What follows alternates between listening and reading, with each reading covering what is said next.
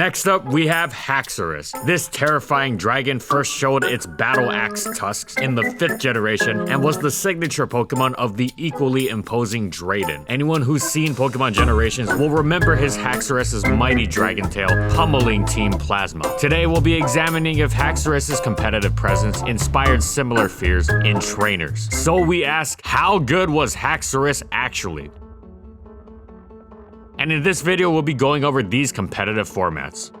In Generation 4, dragons became the most feared force in the metagame, with the dominance of Garchomp, Salamence, and Latias. Thus, it's no surprise that on day 1 of Black and White, everyone was instantly terrified of Haxorus, whose stats made those other dragons look like UU Pokemon. 147 attack was absolutely astronomical, and on top of that, it got both Dragon Dance and Swords Dance. It could even run both on the same set and boost according to the situation, since it only really needed Outrage and Earthquake. The good qualities didn't end there either. It had Mold Breaker, meaning it bypassed Bronzong's Levitate, which was huge given that Bronzong was one of only 2 Pokemon to resist Dragon and Ground. The other was Skarmory, and wouldn't you know it, Haxorus got Taunt, preventing Skarmory from whirlwinding or roosting against it, meaning the bird would collapse in the face of repeated boosted outrages. As such, predictions that Haxorus would quickly be banned were everywhere. How could OU possibly stand up to it? Well, as it turned out, a couple of ways. No one would claim that Haxorus had any true counters in the traditional sense, but it turned out that Ferrothorn was a really good check. +1 Earthquake didn't 2-hit KO, +2 didn't 2-hit KO if Ferrothorn landed a Leech Seed, and Gyro Ball hit Haxorus quite hard. Since Ferrothorn was incredibly common, this meant Haxorus was naturally checked in most games. The other problem was that Haxorus' speed, while perfectly decent, paled in comparison to the rest of the offensive metagame. This meant that it wasn't as consistent as it had liked in finding opportunity to scare things out for a setup. It was tough when monsters like Latios, Terrakion, and Garchomp were everywhere. That speed tier also meant that even after a Dragon Dance, it was outsped by just about every common choice Scarfer, such as Landorus Incarnate, as well as the aforementioned Garchomp and Terrakion. The prominence of powerful priority didn't help either. Scizor's Bullet Punch and Dragonite's extreme speed often halted a Haxorus sweep. Haxorus was definitely threatening, and it absolutely murdered Stall, especially since Mold Breaker ignored Quagsire's Unaware, but it wasn't too great against the overall metagame. That is, not at first anyway. Once the Choice Band set was discovered, Haxorus realized its full devastating potential. No longer did it need to hang back and wait for that perfect opportunity to set up, which might very well never come and likely would be halted anyway. Now it could jump in and immediately dish out devastating damage, slamming just about the entire metagame. It wouldn't sweep, but it wasn't trying to. It was trying to break huge holes in the opponent's defenses for its teammates to exploit, and it did that extraordinarily well. But wait, you might think, what about Ferrothorn and Skarmory? Well, that's where Magnezone came in. Magnezone would easily remove both, letting Haxorus outrage with impunity. This combination was most prominent and effective in conjunction with other dragons. This became known as the Drag Mag strategy, where Magnezone would remove those 2 toughest steals, and the dragons, led by Haxorus, would then destroy everything in sight, with Mamoswine also making an appearance to easily check opposing dragons. Drag Mag quickly became one of the scariest, most defining styles of Black and White. When Black and White 2 came around, Haxorus seemed poised to become even more of a threat, having gained superpower, which would crush Ferrothorn and even put a serious charge into Skarmory. However, soon afterwards, the worst possible thing that could have happened happened. Kyurem Black was unbanned, a Pokemon which completely out-Haxorus'd Haxorus. Its 170 attack was absolutely staggering, and while it lacked superpower or even Earthquake for Ferrothorn, its outrage was so powerful that it always 3-hit KO'd Ferrothorn and usually 2-hit KO'd Jirachi, which even Haxorus couldn't accomplish. Kyurem Black also had Fusion Bolt to potentially devastate Skarmory, and even had a Mold Breaker clone in Terravolt. While it wasn't going to be earthquaking any Levitators, it did completely deny Suicide Lead Skarmory from setting up any hazards, and was able to spam the move against Rain, since it wouldn't be blocked by Thunderous Therion's Volt Absorb. Finally, despite its additional weaknesses, Kyurem Black had absolutely huge bulk, and was even neutral to Ice to boot. Kyurem Black completely stole Haxorus' role on Drag Mag, and unfortunately, our Axe Dragon friend wasn't really seen since. It didn't help that Kyurem Black could also effectively function on non-Drag Mag teams with its mix set. It was just a better Pokemon overall. Sad as it was, Haxorus at least bore the distinction of jump-starting the style, which the trend-hopping Black Kyurem later appropriated. Anyone who remembers Black and White 1 will remember the skull-crushing power of Haxorus.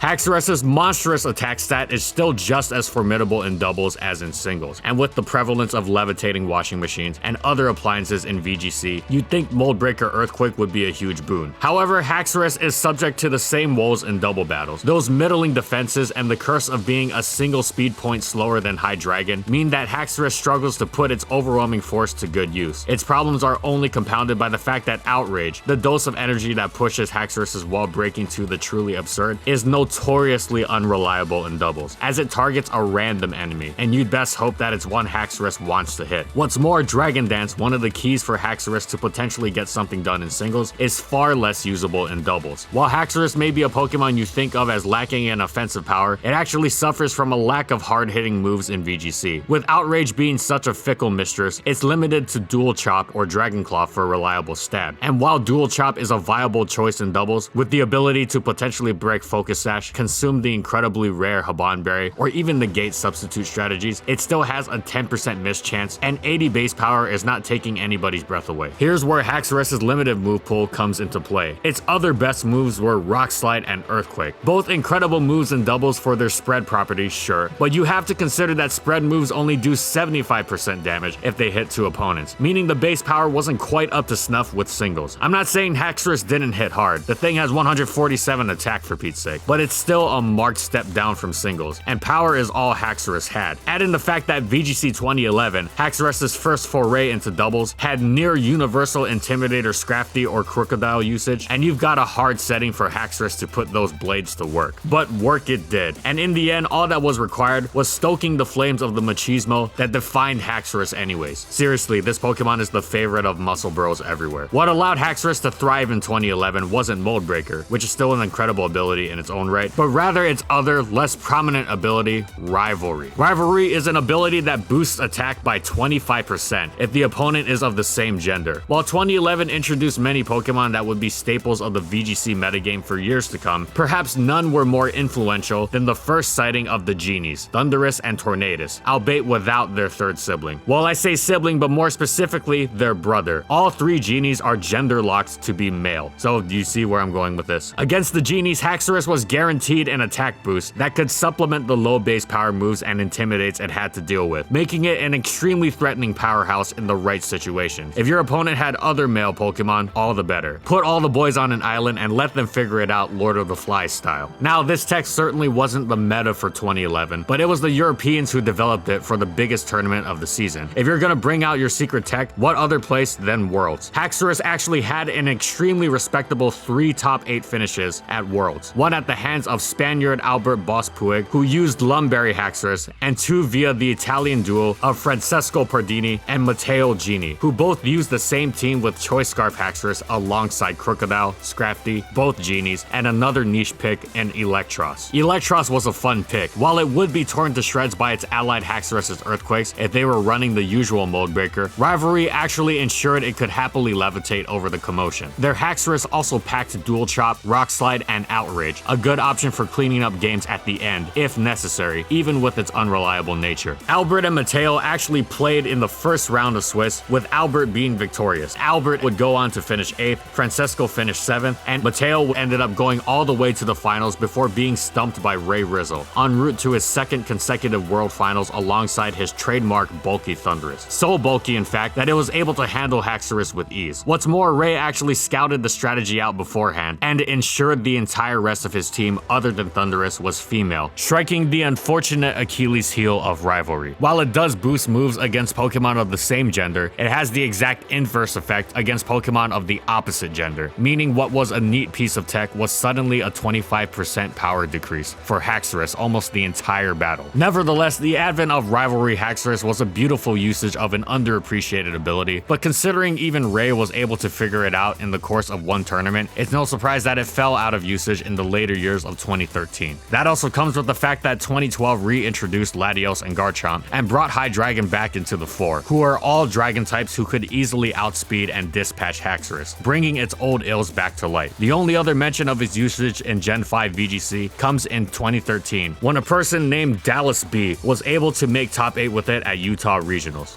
The dragon immune fairy types meant that Generation 6 was going to be an entirely different ballgame from day one. No longer could Haxorus get by with the sheer power of its outrage that lacerated even resistant steel types. It would now have to incorporate some guile into its game. OU was too fast and strong and full of fairies for it, plus Kyurem Black still existed, and even had a strong secondary stab for fairies, as if it didn't have enough advantages over Haxorus already. As a result, Haxorus dropped to UU. It seems ludicrous that such an obscenely powerful Pokemon would reside below OU, especially since it was a lot more well-rounded than the thoroughly unbalanced Rampardos, but truth is stranger than fiction. Anyway, Haxorus's main set in UU was the Dragon Dancer. Its lack of a reliance on a fourth move besides Dragon Dance, Outrage, and Earthquake meant it could easily slot an anti-fairy move in the last slot. Poison Jab was perfectly accurate, but some players preferred to risk Iron Tail's mischance for the potentially crucial extra muscle that could be the difference between KOing Sylveon and sweeping a team and coming up short of KOing anything at all. Poison Jab still did a lot of damage to Sylveon and was better against the quad-weak Whimsicott, so it was generally the preferred choice. If Haxorus had been forced to lock into Outrage prior, then it would do no damage against the fairy, but that would also mean it already had gotten a KO, so it wasn't all bad. It could also run its old Double Dance set, of course, and Choice Band was still an option, but man was it prediction heavy, which isn't a trait you want from a Pokemon that's supposed to dish out heavy damage. It could either break a huge hole in the other team, or do a whopping 0% to the fairy type, or unimpressive damage to a non-fairy type with its anti-fairy move. As such, most players preferred the setup variants, who were a lot more consistent in dishing out damage since they were able to play in a mostly straightforward fashion. While those could still be on the inconsistent side thanks to Haxorus's inherent struggles with more offensive teams, they were still threatening enough since Haxorus could take one hit from Pokemon like Mega Aerodactyl and Mega Swampert even with Stealth Rock up and threaten at least one KO. It would rarely sweep given how common Choice Scarf Hydreigon was, but the damage would be done. Plus, its main draw was absolutely throttling stalls, which were often very difficult to break for most UU teams, and thus this ensured that Haxorus always had some sort of niche. Haxorus was flawed, but it managed to adapt and carve out a genuine place for itself in the Gen 6 underused metagame.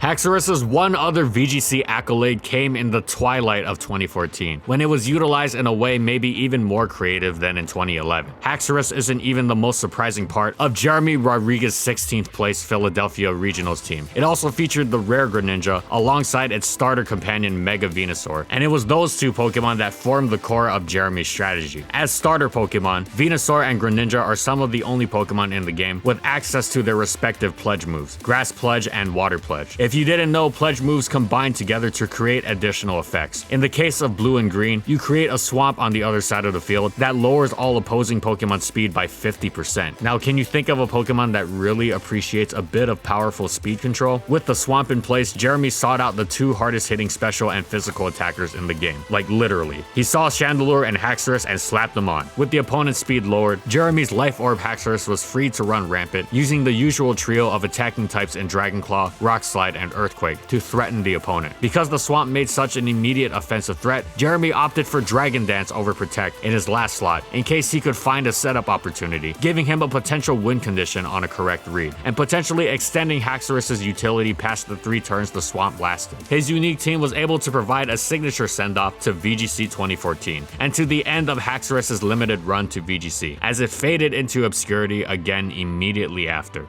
If you thought Haxorus was strong before, it was nothing compared to its Dragon and Swords Dance boosted Z moves. Its devastating Drake was not only pure carnage, it let Haxorus avoid immediately locking itself into Outrage, which also meant it was even harder to deal with because it could potentially crush 2 things before the Fairy type was able to safely pick it off. Of course, there was a prediction element to using the Z. If a Fairy type switched in as it used it, it wouldn't do anything, but if used carefully, Haxorus would melt even something as ridiculously bulky as Hippowdon in one shot. Of course, Haxorus didn't even need to use Z moves to be dangerous. Lumberry was still an excellent choice, letting it threaten more by virtue of being able to set up while not being afraid of otherwise debilitating status. Either way, it was still going to demolish Stall, which was a niche more crucial than ever before, as the playstyle dominated the metagame. So it didn't matter that against offense, its sweeps would be halted by Scarf Hydreigon once again, as well as Scizor's Bullet Punch and Mamoswine's Ice Shard. Its other teammates were supposed to pick up the slack against faster teams. Plus, none none of those Pokemon exactly relished the prospect of switching in, meaning Haxorus could get a meaningful 1-for-1, which was actually quite good, given that its main role was to shore up the stall matchup. Haxorus was pretty much identical to its role in the previous generation's UU. It specialized in destroying stall, which was hugely important given the style's power and dominance, and was often able to get a KO before becoming death fodder against offense. There was only one real difference, but it was a notable one. Z moves made it even more of a nuke, and being able to bypass the outrage lock made it even tougher to play around. They also made the choice band set pretty much obsolete, since they offered an immediate power boost without as severe a drawback and with a greater upside. Overall, Haxorus did its thing once more, and it did it well. It wasn't quite a defining UU Pokemon, but it was absolutely an important one.